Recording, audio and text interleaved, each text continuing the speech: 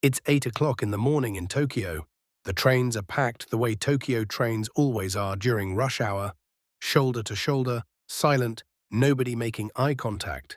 Office workers, students, government clerks, station attendants just doing their jobs. And then, on 5 separate trains rolling toward the center of the city, people start collapsing. Their vision goes dark. They can't breathe. Some fall to the floor, convulsing. Others stumble onto platforms and lie there, unable to move, not understanding what is happening to them. By the time anyone figures out it's a nerve agent, more than 5,000 people have been poisoned. 13 will die, and the men responsible are already in getaway cars, speeding away from stations where subway workers are trying to pick up leaking bags of liquid with their bare hands, not knowing what those bags contain. This is the story of the Tokyo subway Sarin attack. March 20th, 1995, the day a doomsday cult brought chemical warfare to the morning commute. The attack was coordinated, precise, and almost invisible until it was already over. In the early morning of March 20th, 5 members of the religious cult, Aum Shinrikyo, boarded trains on 3 different Tokyo metro lines: the Hibiya line, the Chiyoda line, and the Marunouchi line. These 3 lines were deliberately chosen because all of them passed through Kasumigaseki, the station directly beneath Japan's police headquarters and surrounded by major government offices. It was symbolic and tactical in equal measure. Each attacker carried plastic bags filled with liquid sarin, wrapped in sheets of newspaper to keep them from drawing attention. The bags had been prepared in advance. The sarin was sealed inside, and each bag's outer layer could be pierced easily. The weapon was the tip of an umbrella, sharpened beforehand, which the attacker would use to puncture the bag just before leaving the train. The timing was synchronized. The selected trains were all scheduled to arrive at Kasumigaseki within a window of just a few minutes between 8 o'clock and 8:10 in the morning. At peak rush hour, the attackers placed the bags on the train car floors, pierced them with their umbrellas, and stepped off at their stops. Then they walked to waiting getaway cars driven by other cult members and disappeared into the city. The sarin, a nerve agent developed originally as a pesticide, later weaponized by Nazi Germany, classified as a weapon of mass destruction, began to evaporate and spread through the cars. Passengers started feeling their eyes contract, then nausea, then loss of muscle control. People collapsed where they stood. Some began convulsing, some lost consciousness. On one platform at Tsukiji Station, more than 30 people were found collapsed. At other stations, passengers were stumbling off trains, vomiting, unable to stand, coughing uncontrollably. Here's the detail that still haunts emergency workers who were there. The station attendants at Kasumigaseki, seeing the leaking bags on the train, tried to remove them with their hands. Nobody had told them to use protective gear. Nobody knew yet what was in those bags. 2 of those station employees, Kazumasa Takahashi, 50 years old, the deputy head of Kasumigaseki Station, and Tsuneo Hishinuma, 51, the deputy head of the Yoyogi train district, died from their exposure. They were trying to protect the passengers. In total, 13 people died. About 5,500 people were injured severely enough to seek medical treatment. Hospitals across the city, 278 of them, saw patients that morning, many arriving not by ambulance but on foot, by taxi, by whatever they could find. The ambulance system was overwhelmed. Eerily, about 10% of ambulance staff and nearly a quarter of hospital staff who treated those first patients were also affected. Sarin had transferred from the victims themselves. The logistics of this attack didn't come out of nowhere. By March 1995, Aum Shinrikyo had been operating as a chemical weapons program for years. The cult had access to laboratories, chemists, and significant funding, and they had already rehearsed on a larger scale. In June 1994, 9 months before the subway attack, Aum had released sarin from a refrigerated truck in Matsumoto, a city north of Tokyo. 8 people died, hundreds were injured.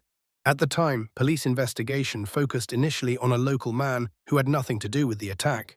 The real perpetrators were never charged for Matsumoto before March 20th, 1995. In effect, the 1994 attack was a field test, and it worked. For the subway attack, Aum manufactured approximately 30 kilograms of sarin, a massive quantity, and stored it in containers, then decanted it into the plastic bags the 5 attackers would carry. The planning involved not just the 5 attackers themselves, but a network of support.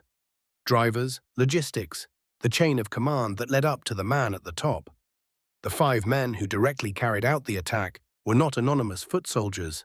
They were educated, credentialed members of the cult's inner circle. Ikuo Hayashi was Aom's chief physician, a cardiologist, one of the most respected doctors in the organization. He carried his bags onto the Chiyoda line. Yasuo Hayashi carried 3 bags on the Hibiya line, more than any other attacker, roughly 1.3 liters of liquid sarin. Kenichi Hirose, Toru Toyoda, and Masato Yokoyama took the other assigned trains. The reason for the timing, why that specific Monday morning, comes down to a warning. Asahara had been told by cult members embedded inside Japan's self-defense forces that a large police raid on Aom facilities was imminent.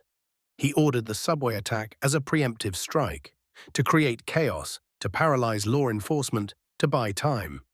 Whether he also believed, as he later claimed, that the attack would accelerate the prophesied end of the world, the apocalyptic battle he had been preaching about for years, is harder to untangle. But most credible accounts suggest it was both, desperation and ideology at the same time.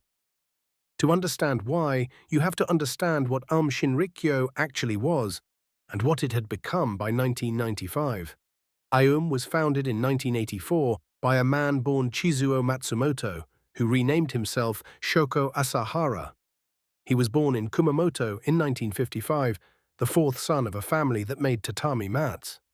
He had infantile glaucoma from birth, fully blind in one eye, partially in the other, and attended a school for the blind. After failing the entrance examination for medical school, he studied acupuncture, opened a pharmacy, and in 1982 was arrested and convicted of selling fraudulent Chinese herbal remedies. His business collapsed. Then he became a spiritual seeker. He joined a Gonshu, an existing new religious movement, and began immersing himself in an eclectic mix of Buddhist, Hindu, and Christian mystical texts. In 1984, he founded his own group, first called Aum Shinsen no Kai, later Aum Shinrikyo. By the late 1980s, he was telling followers he could levitate, read minds, transfer spiritual energy, and cleanse sin.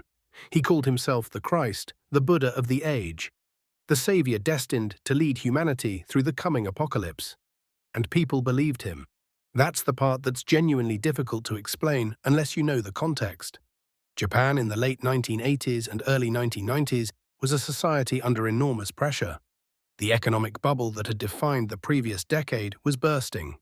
There was widespread anxiety about meaning, direction, and identity, especially among young educated people who had worked incredibly hard to enter elite universities and companies, only to find that the promised life felt empty.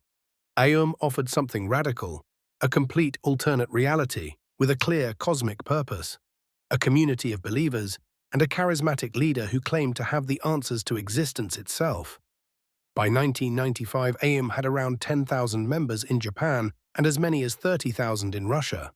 Its followers included doctors, lawyers, scientists, engineers, people who should have been, by any conventional measure, the most skeptical people in the room. What the research on cult psychology suggests is that high intelligence and education don't protect against this kind of radicalization. If anything, they can help a person build more elaborate internal justifications for believing. Over the years, the group had drifted far from any recognizable spirituality. Asahara had grown more paranoid, more controlling, and more violent. Followers who tried to leave were beaten, kidnapped, or killed. In 1989, Aum murdered a lawyer named Shuji Sakamoto, his wife, and their infant son, because Sakamoto had been investigating the group on behalf of families trying to retrieve members. In 1994 came Matsumoto, and then, in 1995, the subway. The escalation followed a pattern that scholars of cult violence describe as fairly predictable. An organization that started as a religious movement had transformed, step by step, into something closer to a paranoid paramilitary state, with a leader who had come to believe his survival and the survival of his cause were inseparable from the destruction of anyone who threatened them.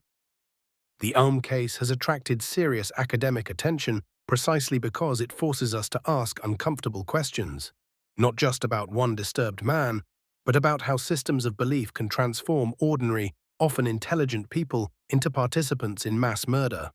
Asahara, from what researchers and legal proceedings have established, exhibited clear signs of narcissistic and paranoid thinking by the time of the attacks. He had built a system in which his followers' access to enlightenment was entirely mediated through him, and in which any doubt was reframed as spiritual failure.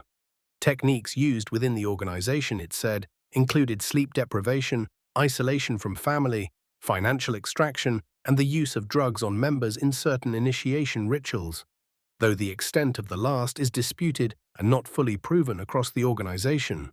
What's striking is that the 5 men who boarded those trains were not coerced in any obvious physical sense at the moment of the attack. Several of them later expressed doubt and reluctance, including Ikuo Hayashi, the doctor, who reportedly wept after learning he would be assigned to carry out the attack. And yet they did it.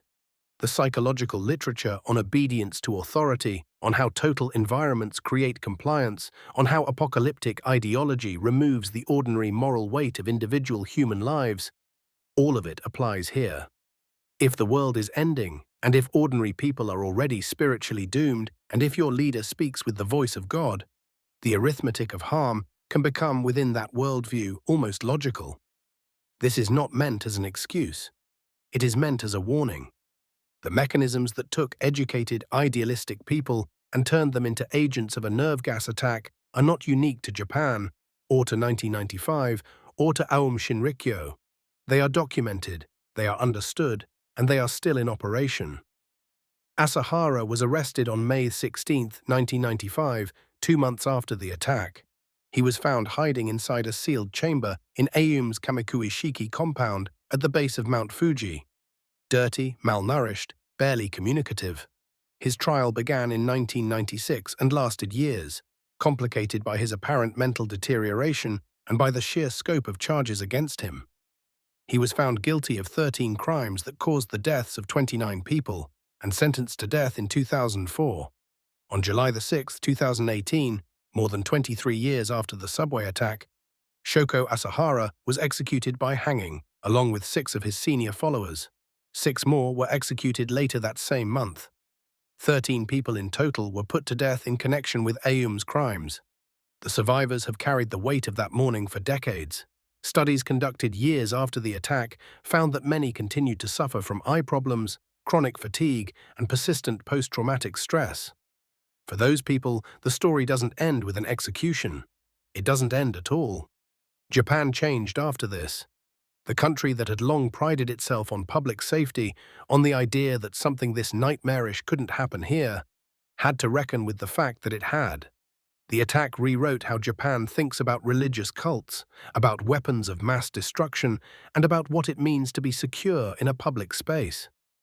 It influenced counter-terrorism protocols around the world. But what I keep coming back to is the station workers. 2 men who showed up to their ordinary jobs on an ordinary Tuesday morning, who saw a leaking bag on a train car floor and made the human decision to pick it up and try to remove it. They didn't know what was in it. They were trying to help.